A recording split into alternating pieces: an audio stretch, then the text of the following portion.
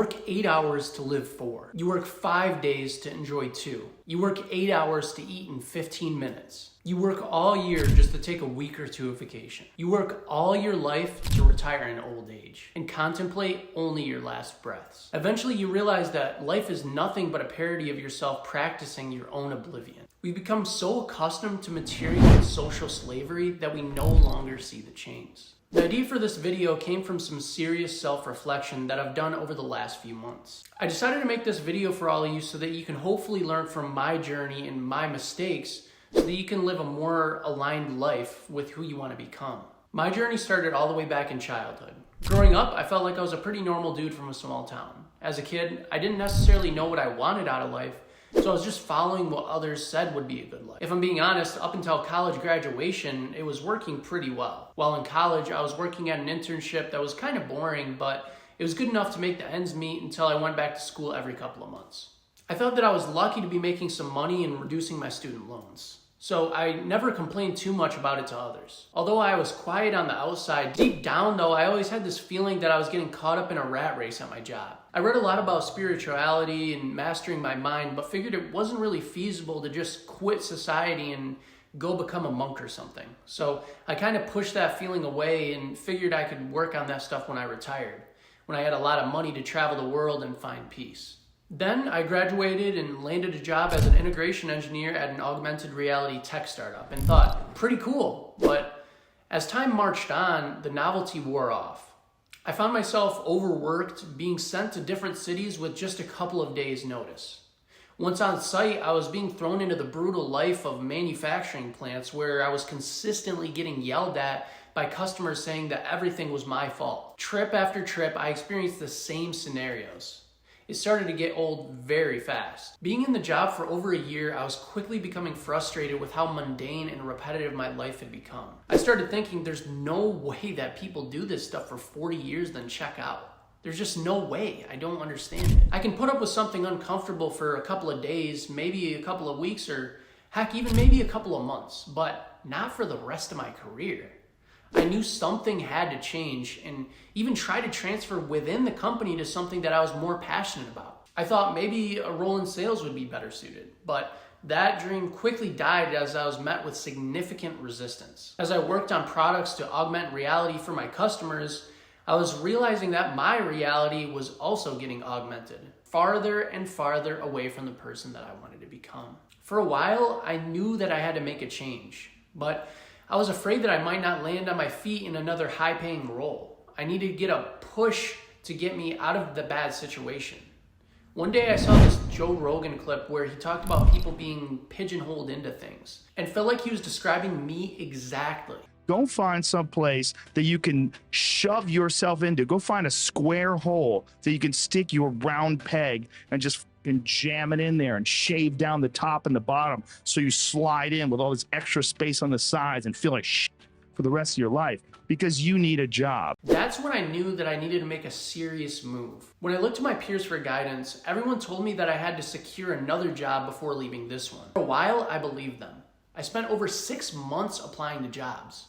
My pursuit failed because I was applying to jobs more aligned with my passions, which I had less real-world experience with. Getting into sales or data science was difficult for me with my industrial engineering background. I knew if I wanted a job in one of these additional fields, I would need to build more experience to prove that I was a good candidate. This is where I felt extremely stuck. How was I supposed to build skills for other jobs with such limited time every week? In the weeks that I would have to travel, I almost had no free time. The time that I did have, I was extremely fatigued from work. During my normal work weeks, I was limited to a few hours per day to myself, which wasn't enough to make big strides in building new skills. I realized that society has been designed to make us become complacent and accept our mediocre conditions. We're all told to suck it up for 40 hours a week so that the big businesses can squeeze more profit out of us. Have you ever thought about why it's 40 hours anyway? In the past, the government passed a law which reduced work to 40 hours a week for a full-time job. This law was passed in 1940, far before all the technology driving efficiency. For the last 80 years in corporate America, we've had the same length work weeks, even with the significant improvements in technology that we see today. It's just ridiculous that the conditions we're exposed to And they will continue to be this way until people who are subjected to them begin fighting against them. I didn't want to be a victim to this ruthless system anymore. I took some time to reflect and identify what value I could extract out of my workday to better me as an individual. In an attempt to squeeze as much as I possibly could out of my time per day, I listened to audiobooks whenever I could. Since I wasn't learning much relevant to my passions on the job, I needed to learn somehow. And one time I listened to this book called Algorithms to Live By. This book describes the math behind decision making with unknown outcome. One of the core messages from the book was to always pick the outcome with the highest potential. Let's use my story to explain why. Okay, so I had a few choices, right? I had stay at my job and continue looking for other work with the little time that I had. Or 2, quit my job and spend my time looking for a better one. Or 3, quit my job and go all in on my side hustle. In this example, I knew exactly what I was getting with my job, right? Suffering for 50 hours, little relevant learning, and $75,000 a year. If I went all into getting a better job, I would make at most like $95,000 and have more flexibility to work from home, and at worst, maybe 6 months of unemployment. If I went all into my side hustle, I could potentially make millions per year and spend all my time doing what I love, with the potential of making nothing and just having to go back to a job like my last one. Based on that framework, it's clear that I quit my job and do my side hustle, since personally I could afford the worst case. And the reasoning behind why this framework works is because it's a win-win. Either I picked right and I won, I make a lot more money and do what I love, or if I picked wrong, then I learned more about the outcome and can make a better decision at that point in the future. Worst case, I get another job like the one that I was at before. After reading this book and applying this exercise, the answer was clear. I told my boss I was putting in my 2 weeks. The day that I quit, I met with a friend who had already achieved a career that aligned with his passions. Together, we broke down just how he did it. The success that he's achieved had come down to using this method. If you already know what you're passionate about, these first couple steps don't apply quite as much though. But they're super valuable for those who lack a bit of clarity. So let's get into it.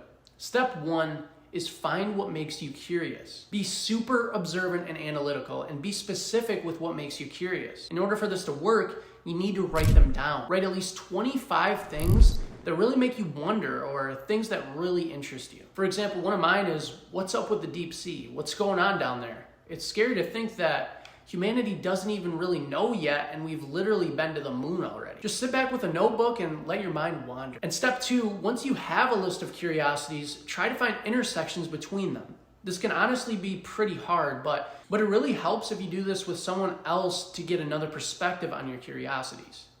The purpose of this step is to define some potential emerging passions. You may already have things that you're passionate about, but they may not be suited for a career. For example, I'm really passionate about jujitsu. I did a lot of self-reflection and determined that a career in jujitsu is not very realistic. I relegated this to just being a passion and then looked for other intersections of my curiosities, which led me to considering data science as a career. Once you connect your curiosities and consider your existing passions, you're ready to move on to step 3. Step 3 includes finding some real meaning from those passions. Some might call it a purpose. I don't know if I'm pronouncing it right, but this is called an ikigai diagram. Ikigai is Japanese for reason for being. And the good news is that you already did most of it. You did the top part in the previous steps, and I did a chunk of the right side for you. Here's my list of what the world needs. Add or subtract as you wish. Then at the bottom, the way I interpret this is in general what people can be paid for. So that's already done too. Society has already defined what people are willing to pay for, and it really comes down to what value you're providing others. The world that we live in today is crazy for this one.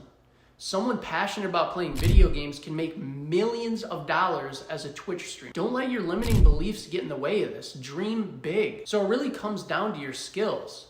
And my belief is that the left side actually doesn't matter either. You can almost throw it away because I believe that you can learn to do almost anything. If you want to make a change now though, you'll have to make do with what you got. But for your big aspirations, don't be discouraged if you don't have the skills yet. You can build them. Now let's be real, this isn't the only thing required to win. But by using this strategy, I was able to literally pull the curtains on this reality. I thought all hope was lost at some points during my job and thought I had to deal with a job that I hated. But now I'm spending my time how I really want. I really feel like I'm contributing something great to the world, and I hope everyone gets to feel that feeling in their lives. I identify this as one of the first steps to make on your journey to live a life true to yourself. You must define this reason for being, then you can work on developing the system required to execute on. And it's not just like it worked for me, it worked for my friend who's super passionate about golf. He moved to California from Michigan to become a golf ball engineer. This framework has also worked for several other of my peers who are undergoing similar career crises to myself. My only goal is to share this with as many people as I possibly can, because if even one person gets the same transformation from 50 hours of mood-killing labor and lack of energy outside of work to escaping the rat race and living how they want, then honestly, this is a huge win. Ultimately, the problem that we're facing in America today is lack of meaning and fulfillment from our work. We suffer for 40 plus hours a week and have to sedate ourselves with stimulants like TV, food, and drugs to feel comfortable. In my life, I found out the hard way what an unfulfilling career can look like.